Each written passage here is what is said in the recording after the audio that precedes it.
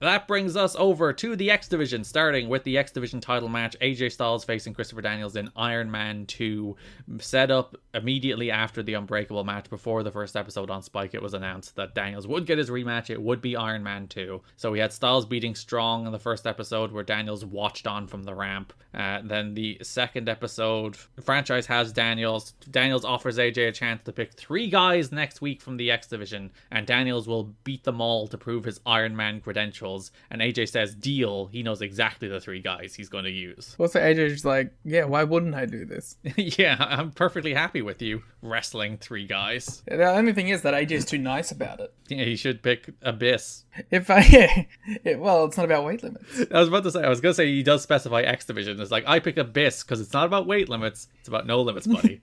It's like, okay, then I pick Sabin, Shelly, and then Joe. Yeah, absolutely fuck this dude up. That is the main event of the October 15 episode. It's Daniel's Iron Man challenge. So he has 15 minutes to beat all 3 guys. The first guy Styles picks is Shark Boy. And I went, what? But I was really disappointed that they didn't call back to the last time these guys wrestled, Shark Boy beat him. Yeah, that makes sense. It's the kind of thing that on the surface, it's like, why on earth would you pick Shark Boy? But again, the last time they wrestled, Shark Boy won. But they don't bring that up, and I was really disappointed. Yep. Now that I remember that, I'm like, yeah, that's an awesome choice. Yeah, that's a little callback. It makes sense. But the announcers didn't bring it up. But Daniels put him away real quick, 90 seconds to beat him with the Angel's Wings. Sanjay was competitor number 2. Sanjay's just back from a tour of India, and they'll have footage of that in the upcoming weeks of all the Indian fans going wild for Sanjay Dutt, Simon Diamond, and Shark Boy, the 3 people they sent to India. That's why they did Shark Boy and Sanjay Dutt, because they've had so much experience helping each other out lately. They're both ready to go. And they want to attract the Indian audience they just built up in India. It's like, we'll put them all in the one match. Perfect. Because people have been chasing the Indian audience for a very long time now. Yeah. They do air some footage of that during Bound for Glory as well. Shout out to Dot, who did a springboard to the floor on the side where there was a rail, but also managed to tuck his legs so he didn't destroy his shins. Good work. The one guy who's worked it out. Who can do a springboard moonsault without killing himself. Specifically in this company. Dot missed the Hindu press, and Daniels followed with the Angel's Wings 4-3 with 3 minutes left. Styles music hits. He's in street clothes. Despite knowing that he was going to pick himself to be the 3rd guy, he's still in street clothes. It wasn't a surprise choice. It wasn't a surprise to AJ. He could have worn gear. And he had, Sanjay was out there for a good 8 minutes. He could have changed. But AJ does pick himself as the final guy. They go back and forth. Daniels tries to escape AJ before I wrote Sabu's AJ. And I was like, what does that? Oh, he threw a chair at his face. Yeah, right. That's what it's called. It's called Sabuing someone. Not Kid Cash. What did Kid Cash call it? Yep. It was like face chair. It wasn't face chair, but he had a name for it. I'm going to write Kid Cash face chair and hope to think of that. Should I look at the 70 moves of Kid Cash? No, I think we're fine. There's a lot of wrestlers who I would give out about having 70 moves, but Kid Cash does have a lot of moves. It makes sense. He's like the one guy that it makes sense for. Smash Mouth? Smash Mouth, that is it. I didn't even see a video. That was purely my brain being racked for that. Yeah, and listen, I gave you a great prompt with face chair. That's how I get brains going. Styles goes for a springboard as the time limit expires, and he falls off the ropes, which I think was a botch. I think he was meant to hit the forearm, but the time limit expires. But there was something about him going for a desperate springboard and falling as the time ran out and Daniels escaped that I think kind of worked as well. Yeah. That's the thing, when you're messing around with time stuff specifically, even little fucked up things can come off as being cool unintentionally. And then Styles grabs a microphone and says, I'll have 30 minutes to beat your ass at Bound for Glory.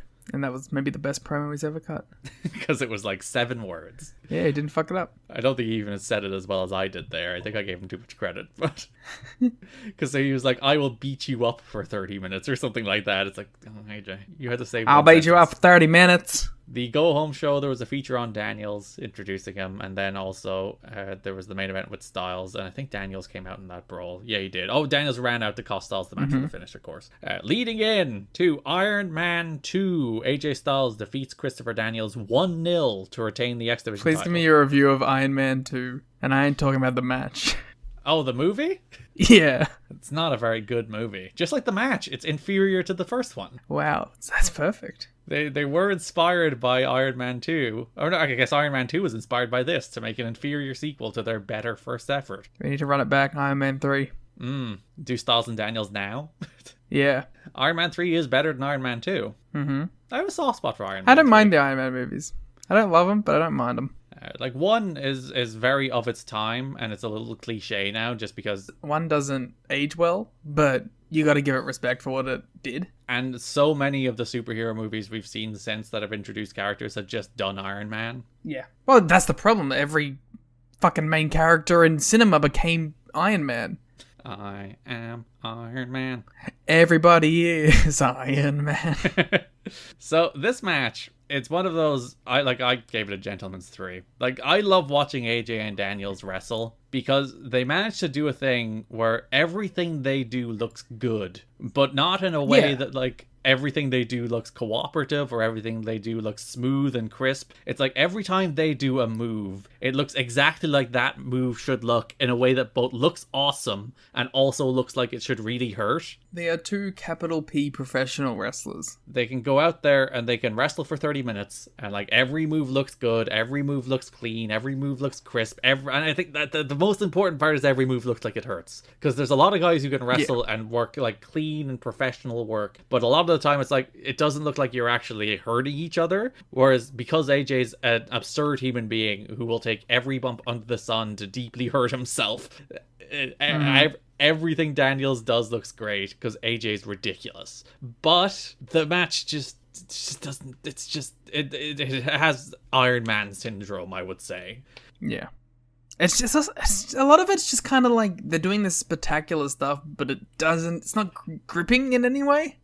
Because like the way they work the match is like the finish is Styles hits the Styles Clash with 2 seconds left, wins 1-0, getting that win right in on the buzzer. So when you do 30 minutes where people expect falls, you don't do any, it just feels dry. Yeah. Whereas if you did like a 30-minute match that built to that finish, I'd ideally prefer them to go shorter, because 30-minute matches are ridiculous most of the time and you don't need to go 30. But if they did like a 30-minute match instead of a 30-minute Iron Man match, where like everybody knows they're going 30 no matter what, it just takes a lot of the tension out of everything else that happens in the match. So like they're doing a bunch of really clean wrestling, but it just doesn't feel like it's building toward anything, and the crowd aren't really there for it, and it doesn't have the same narrative the first one had, particularly toward the finish with like the bleeding AJ and the Koji clutch and how striking an image that was and how great a finish that was. Like this match has none of that stuff. Yeah, there's none of the like I can't really think of the term that I want to use, but like the first one felt like it had a lot more energy. Yeah, and like there's the moment in the first one where like 8 minutes or so to go, or however much it is, like Styles starts bleeding, and then the match like really turns where Daniel starts aggressively going after Styles' cut to set up the finish, and like that's a really cool story. And this match, and they did a couple, because that match ended 2-1 in overtime. This match ends 1-0, so they incorporated a couple of falls into the first match as well.